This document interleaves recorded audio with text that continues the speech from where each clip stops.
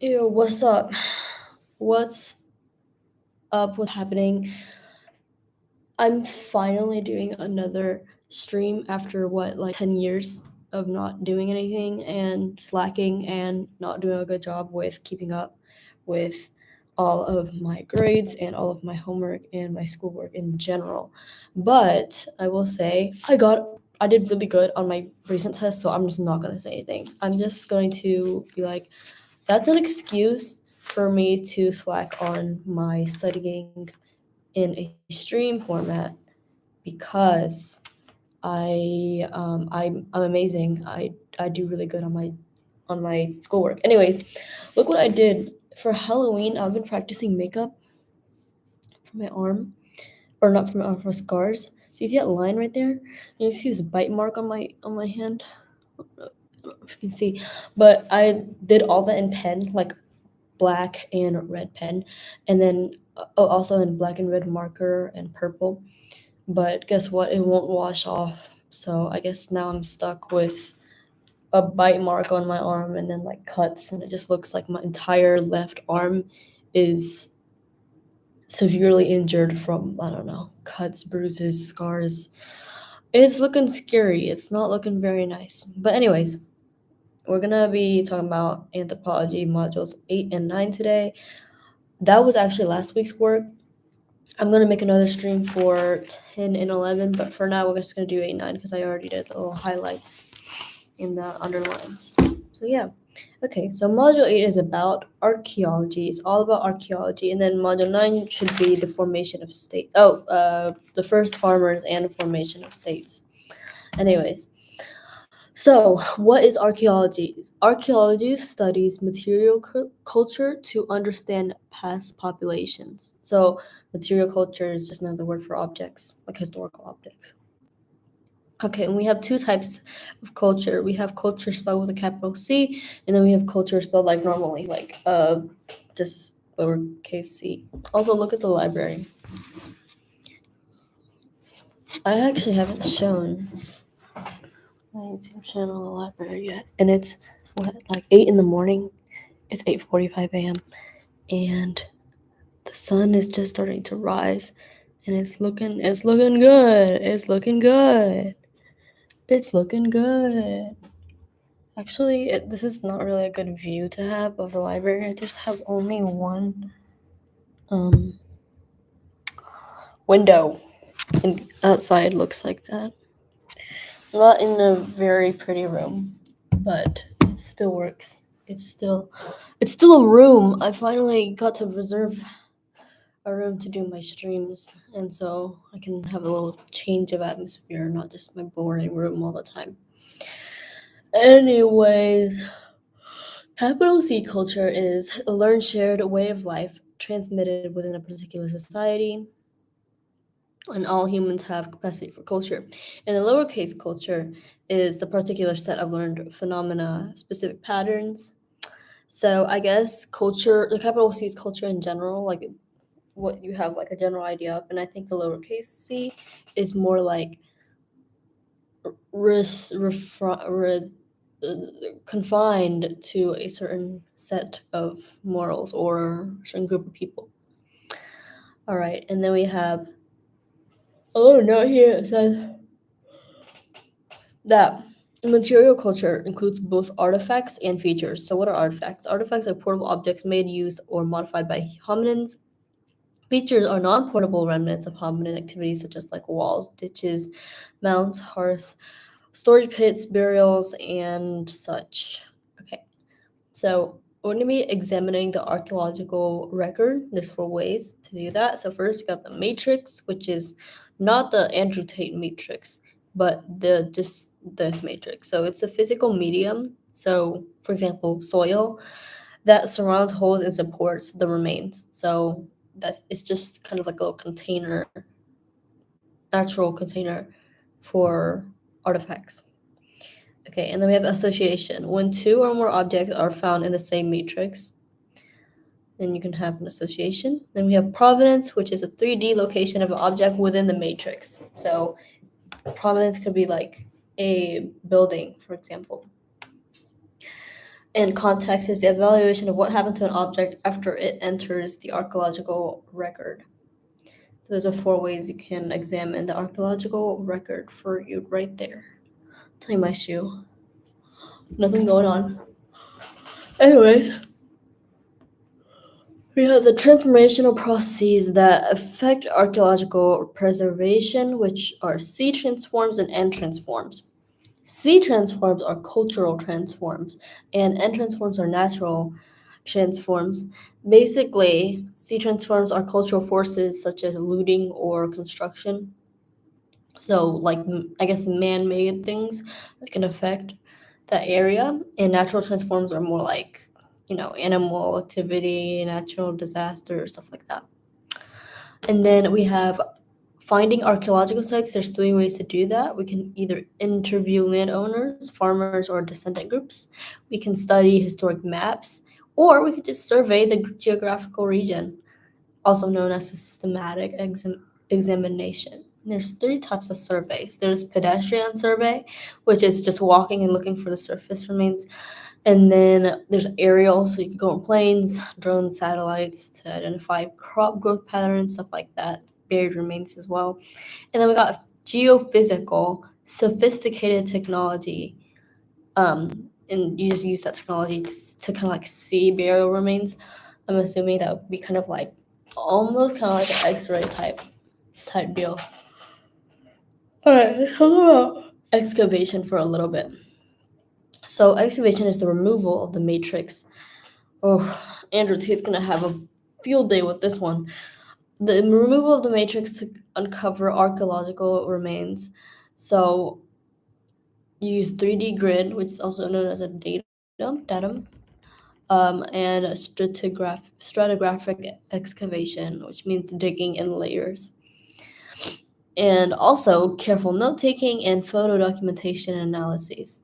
So the depth of an object in the soil or in the matrix can provide info on when it was used, and distribution of the objects can tell us what like their uses and the functions are.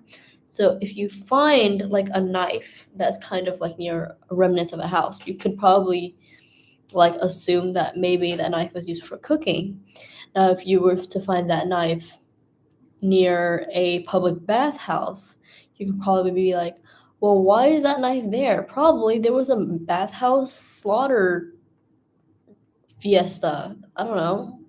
There I don't know, there might be serial killers. There might be some weird guy that's into killing people at bathhouses. That's a strange one right there. But hey, like that's just an example of how depth and distribution can help you identify the age, the time it was used, the time it was made, and the purpose of the object that you have found.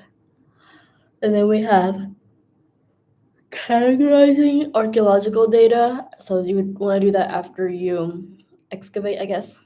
So we have cataloging, which is classifying objects, shape, material, and function into type logs. We got assemblages, which is groups of artifacts and features from a particular time and place in a site.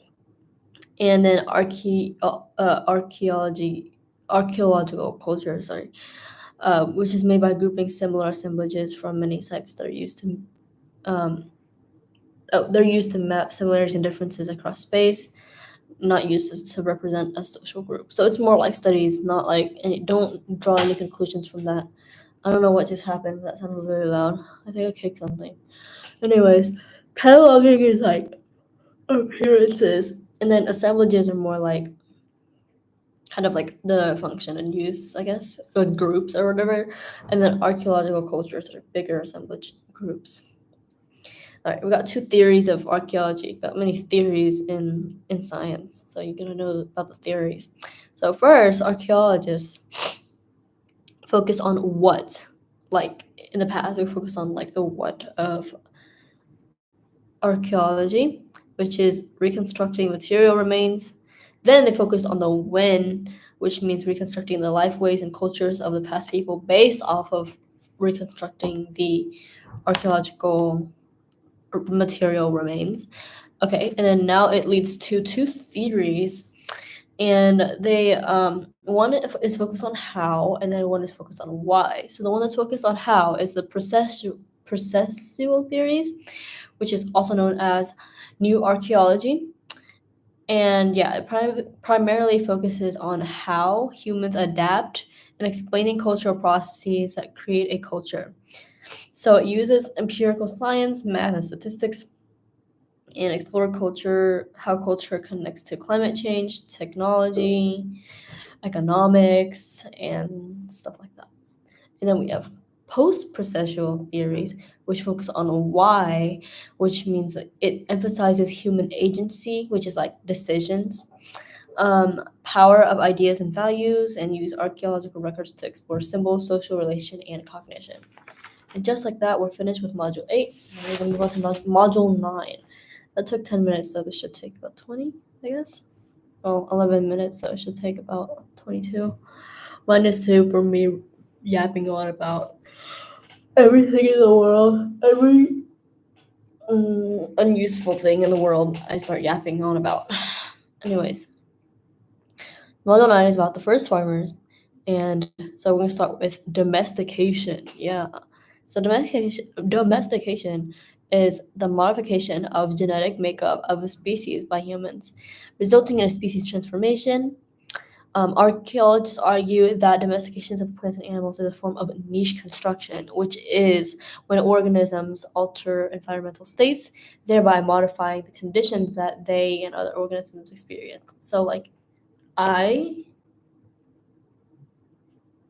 could literally break my laptop right now. I'd break my laptop. I'll snap it in half. I'll throw it on the ground, like the song goes. Like it was like, no, that's not my dad. That's a phone.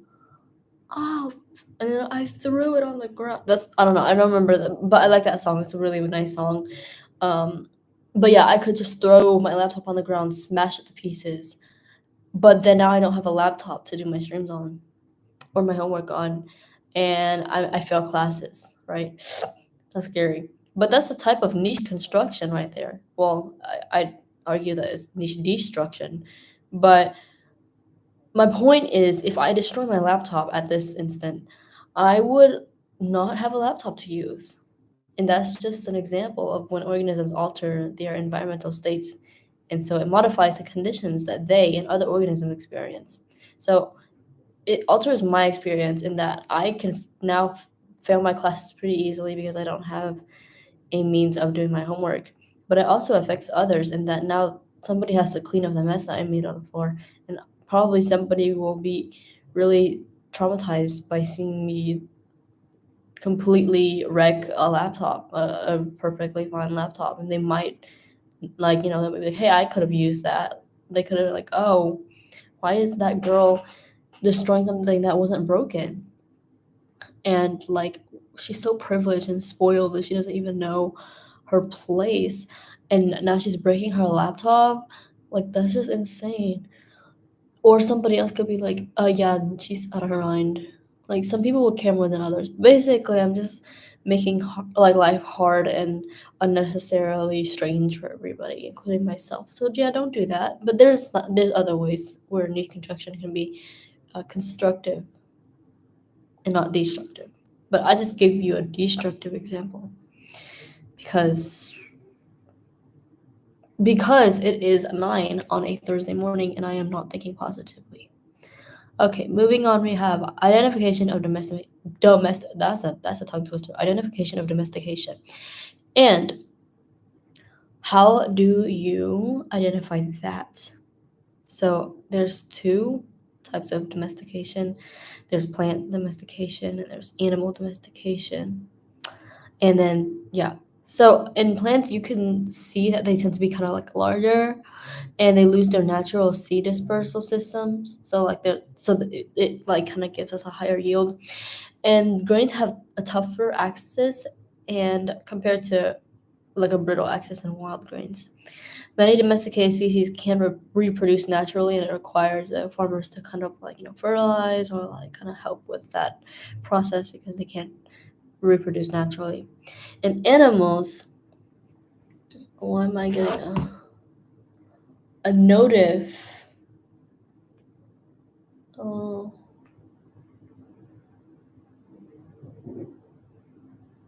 okay. Well, I can't do that. I just got a notification for a club meeting, and I'm like, I got myself into too many clubs this year. Well, not too many. I'm only in two clubs. I'm in three clubs actually. I'm in three clubs, and I don't think it's going well. I think I should just quit because I joined this like leadership club called Emerge, and I actually was really excited for it, but now I can't attend any of the meetings because it like keeps like overlapping with my eating time because I haven't eaten today, and or like my work or my studying time or when I want to run. It's like and I already have the other two clubs that I have to go to, and it's already kind of like interfering with my school, or not school, but like work. So I'm gonna have to fix whatever is going on right now. That's kind of stressful in my head. But hey, I'm lucky for that to be my biggest problem right now.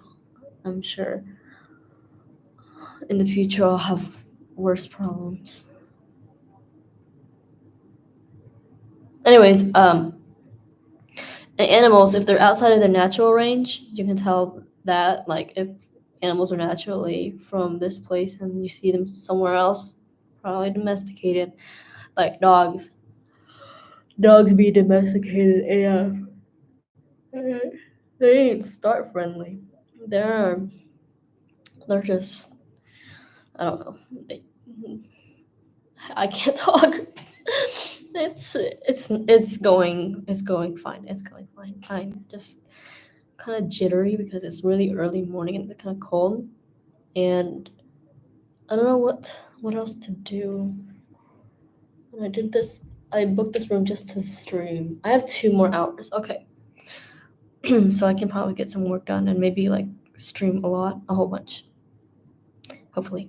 Anyways, if I can stop talking about random stuff and actually talk about this. Okay, so you can also tell animals are domesticated by their physical shape and size. There's somebody outside the window. Yep, there is. And there's a higher number of males killed for meat. While domesticated plants got larger, animals that are domesticated usually get smaller than how they are found in the wild. So let's talk about broad spectrum revolution. So just to keep in mind, domestication is relatively recent. Homo sapiens and hominins were more like hunters and gatherers than domestication. So yeah. So the broad spectrum revolution is a period when humans were selecting a wide variety of plants and animals through hunting and gathering. And it pretty much kind of like was a preface, I guess, to agriculture and domestication. Anyways, in Europe, the Upper Paleolithic and Mesolithic eras, that's when it happened. The Mesolithic was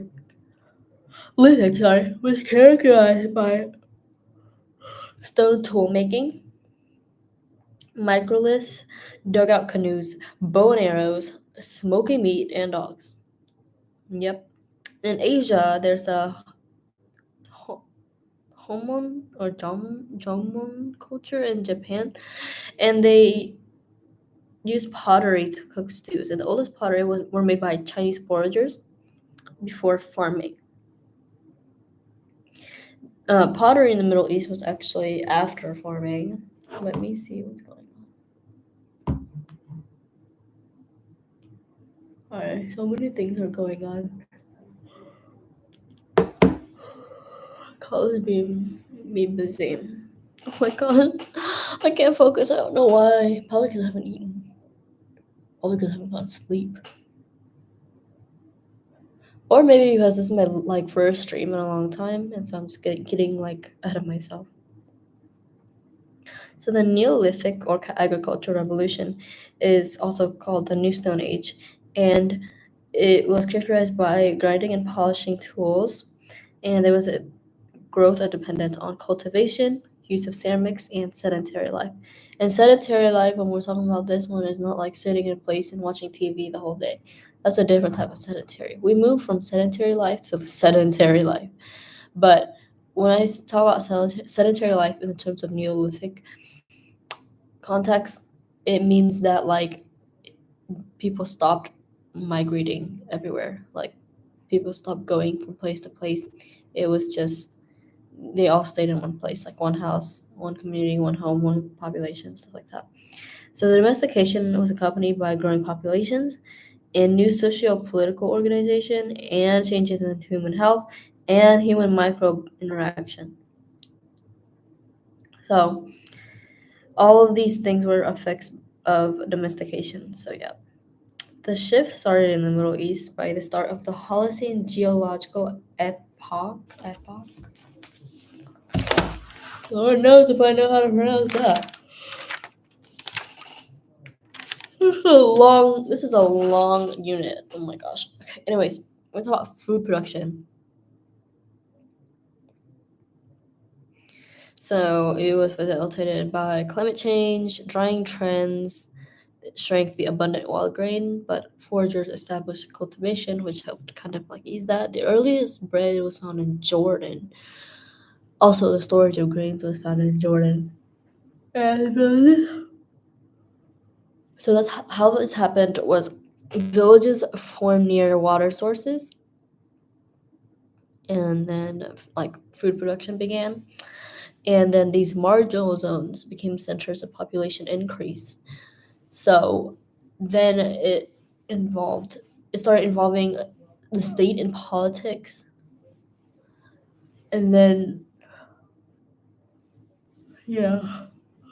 Why am I yawning so much? Sorry, that's so rude. I'm just like yawning everywhere. Anyways. Um. Okay, so yeah, so the transition of food production from foraging happening independently in 7 places, 3 American and 4 Old World. So the American was just Eastern, Mesoamerican, and South, and then the 4 Old World was Sub-Saharan Africa, Middle East, Northern China, Southern China. So we got to talk about the Neolithic Revolution in 4 different places. So in Africa, it was in Egypt, or mostly in Egypt, and then in Europe, it was farmer immigration. Sorry, I'm just like yawning. I need to stop. Um, but DNA change affecting digestion, skin, and height. And in Asia, it was in China, like rice domestication. And there was 2 varieties of millet, and also they domesticated animals like sheep, cows, and etc. In the Old World, the descendants of Native Americans independently invented food production. Large game animals were not domesticated. Unlike Old World countries, there was 3 caloric staples of the New World, and I'm gonna need to underline that. Maize, potato, and manioc. Looks like maniac, and I'm like acting like one right now, so it might as well be a caloric staple of mine. But the a summary of domestication is sedentism, genetic changes in plants, which allows domestication and climate, and oh oh okay, high species diversity, climate change, population growth, and need to sustain life in marginal areas. So there's costs and benefits to this.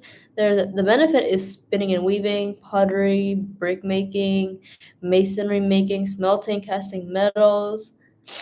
In commerce, there's like all these things, all these production, all these wonderful things that are happening as an effect of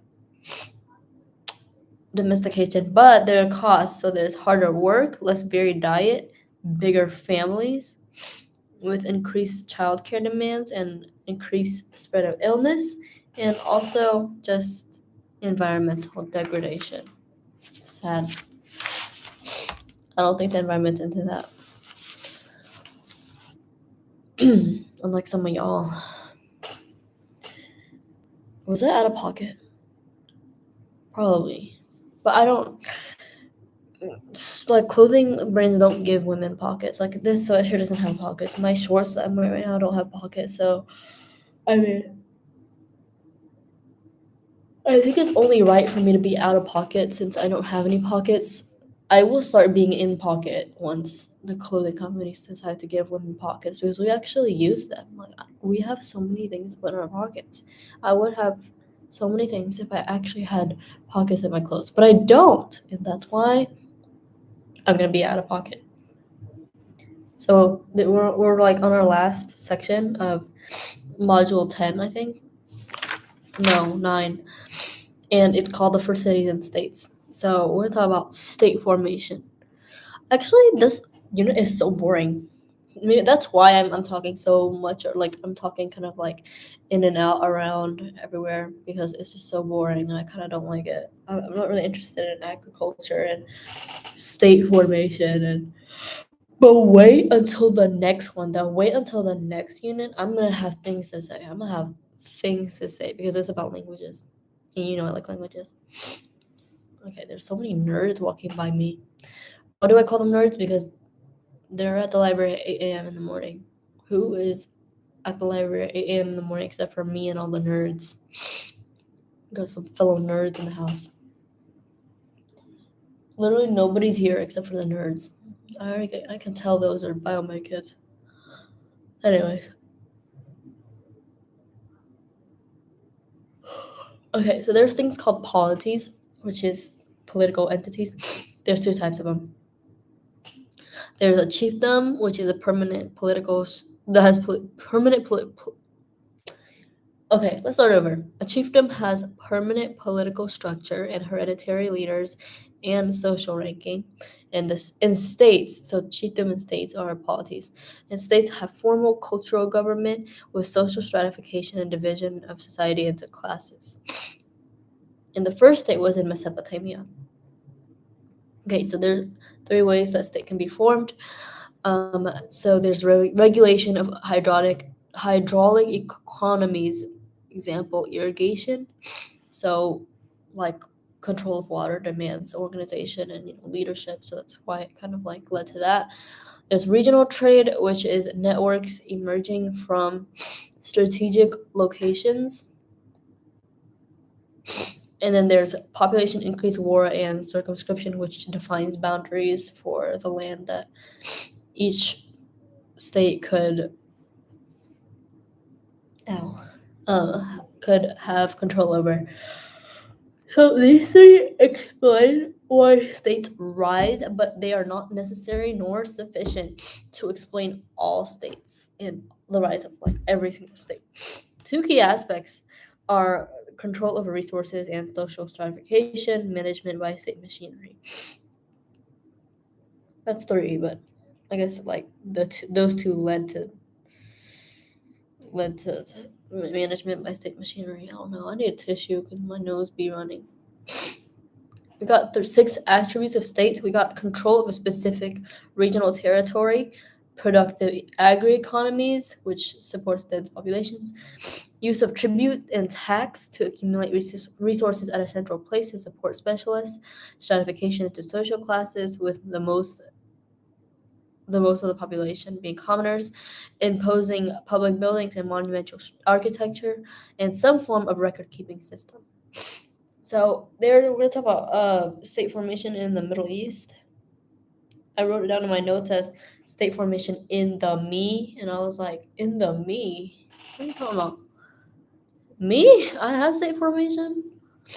I'm anything but formed right now. I'm deformed. I don't know. There's people talking about me being academic weapon, you're a scholar, academic weapon. I'm an academic victim. I'm an academic victim at this point. I'm literally sick every day. I have to work. I have to not sleep to study. I have to eat. Like, imagine if humans didn't have to eat. It would be so efficient.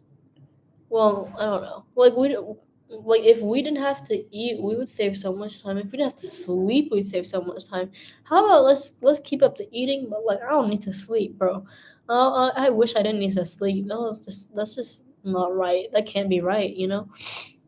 But no, I have to sleep and I have to take care of my health, unfortunately, which is a good thing because I've been boiling ginger and putting it in water, like ginger water, and now I have ginger water, and I have like this huge, not huge, but I have a little kettle of ginger water that I pour into my cup whenever I run out.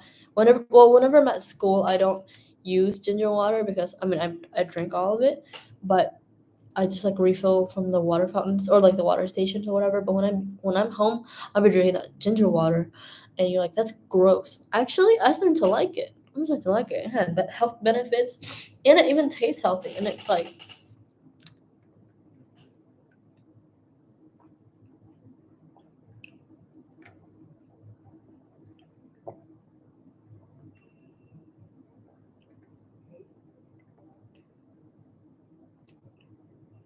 I like it because it's got a little kick to it. And you're like, nee, that's gross. That's gross. What's your problem with it? If you have a problem, don't drink my water. You don't gotta drink my water if you don't want to drink my water. It's not your water. It's my water, and I like it. So, what you gonna do about that, huh? Make me stop drinking my water? No. You're not gonna stop a dehydrated girl from hydrating. What did you think?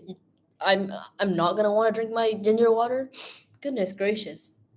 You should try ginger water. Anybody who watches this video, hears me talking about this right now, you should try some drink some ginger water. If not, just try some cucumber water. It might be more chill, but ginger water is the move.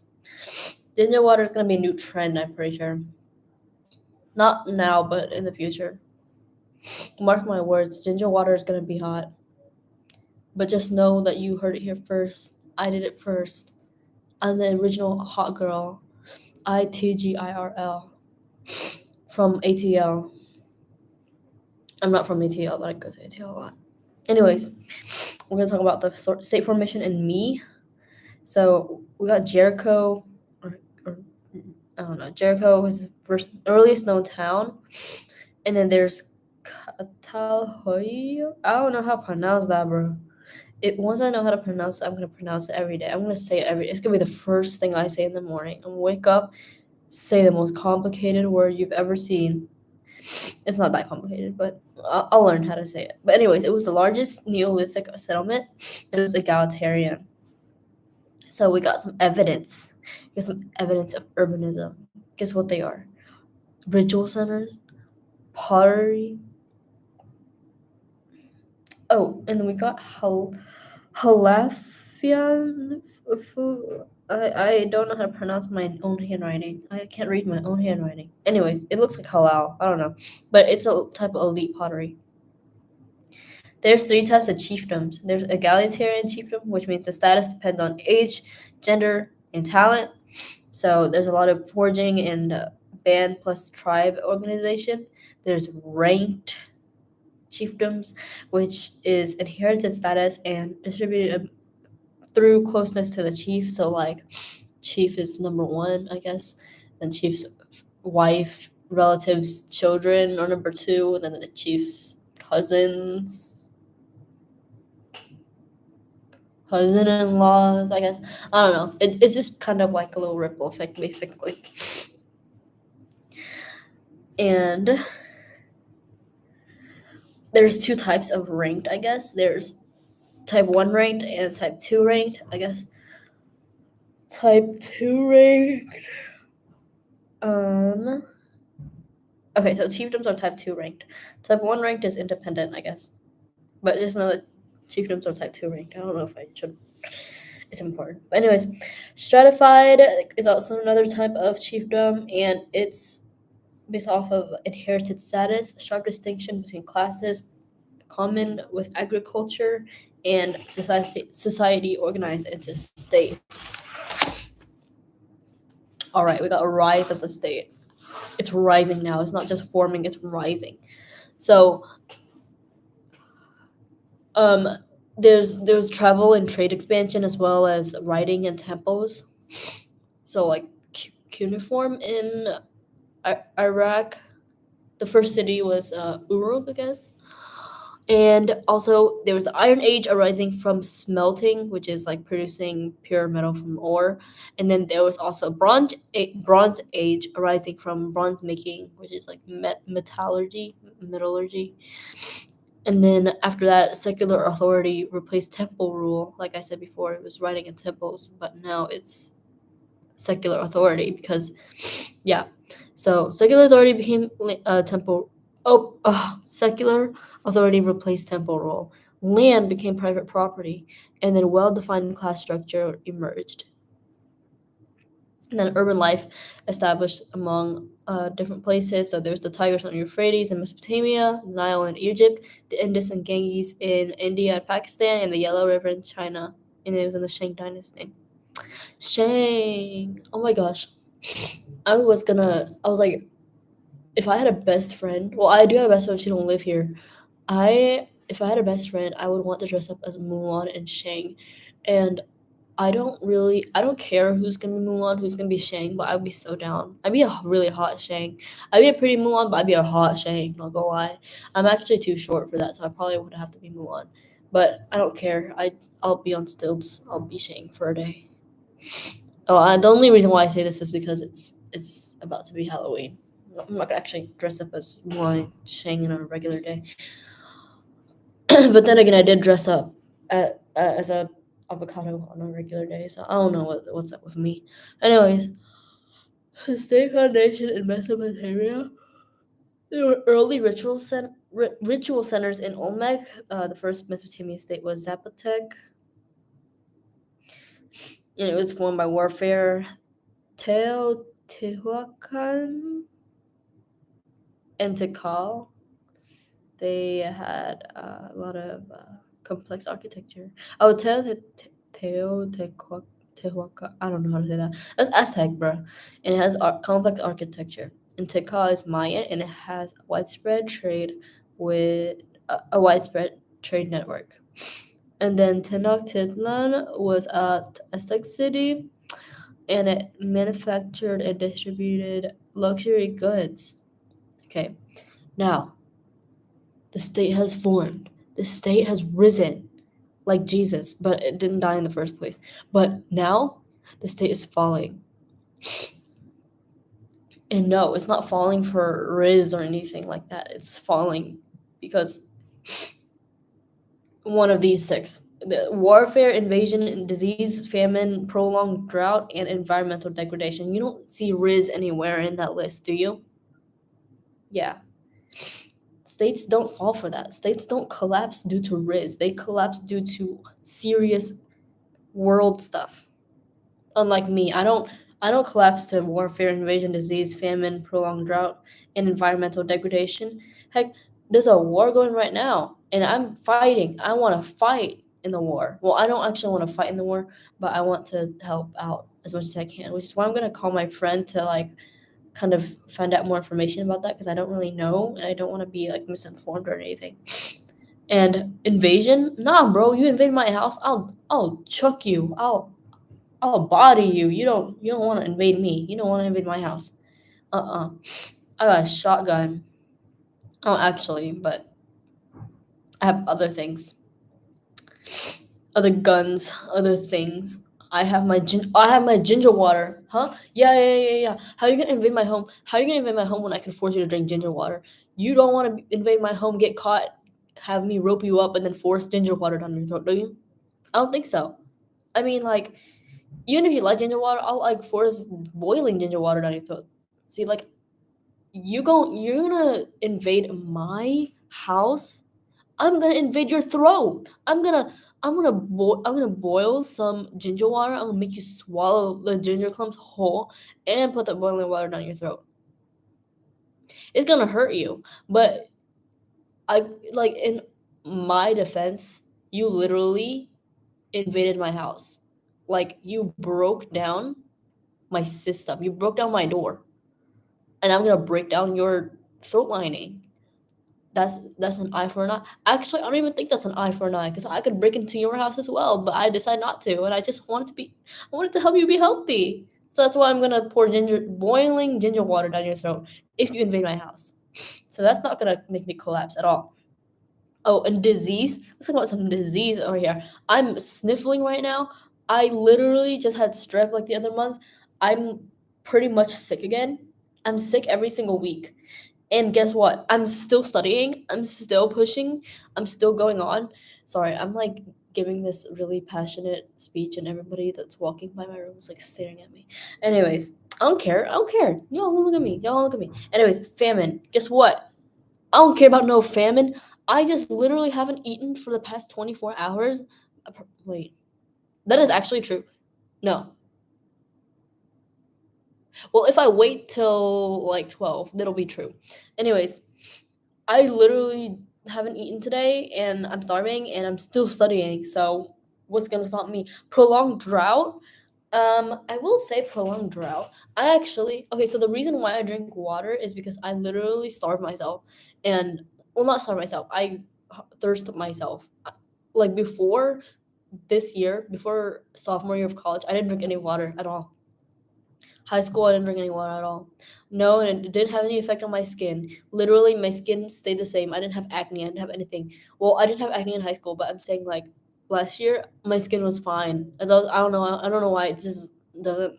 I don't have like I don't get acne as much, but now I do realize that I'd never like ever get acne at all because I mean I drink water, but also like this year I just been forcing myself to drink water so many times. I mean I just have this cup, and whenever I feel nervous or like I have like a little tick or whatever, and I'm having a moment or I'm feeling anxious, I just drink my water, and I feel like that's a good thing. But if I had to go back to drought and not drinking water, I could probably do it because I've done it before. I drank no water at all, and I ate. Like I only drink like when I ate, and it was more like sweet tea. And I was pretty sure I was gonna get like kidney stone or whatever. Anyways, environmental degradation. See, like, oh no, I only worry about the air quality. But even if the environment's dying right now, but I grew up with climate change, so it's not like it's gonna stop me from studying. Like I don't really know what's going on outside right now. There could be a forest fire. There's no forest around Auburn. There could be a fire, and I wouldn't know because I'm studying. So any of these things, warfare, invasion, disease, famine, prolonged drought, environmental degradation, none of those are gonna stop me. None of those are gonna stop me from studying. But you know what is gonna stop me from studying? Riz. Somebody has the best riz. Somebody rizzes me up. I'm gonna collapse.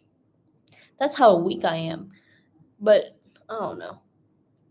Okay, so the question here that I would like to derive from our conversation today is: am I weak, or are states weak? Because if I do not fall for warfare, invasion, disease, famine, prolonged drought, and environmental degradation, and I fall for Riz, does that make me weak, or does that make the states weak for not falling for Riz? But they will fall for warfare, invasion, disease, famine, prolonged drought, and environmental degradation. Would that make me weak or them weak? Is the question. I'll wait. I'm just kidding. I won't wait. So we're going to talk about the fall of the Maya. There's 4 things that could have led to that. So the Mayan people were known for monuments, calendars, math, and hieroglyphic writing. So, of course, environmental degradation. It could be deforestation, erosion, soil exhaustion. There's famine, so like food stress and malnutrition. Warfare and political competition, so led to destabilization of government, and also invasions, which is they actually had evidence of increased fortifications before the Mayan Empire fell. So that's how you know that the Mayan people fell because of that. I'm truly disappointed because how are they not going to fall for Riz, but they're going to fall for things like famine? I haven't eaten. I don't remember the last time I ate, and I'm still going. I'm still going strong. I'm still studying, but I would fall for Riz. So there's that ongoing debate of, am I weak or is the state weak? There's some like a little inequality going on here. But yeah, that is the question. My homework for you. Think about that question. Come up with an answer. Let me know. Comment or message me. But yeah, that's the end of this stream. Hopefully, I'll have time for another one. If I don't, I just won't do it. But it's going to be about module 10 and 11, so language and communication, as well as political economy. Okay, well, I don't like political economy, but I do like language. So yeah, stay tuned for that. Bye.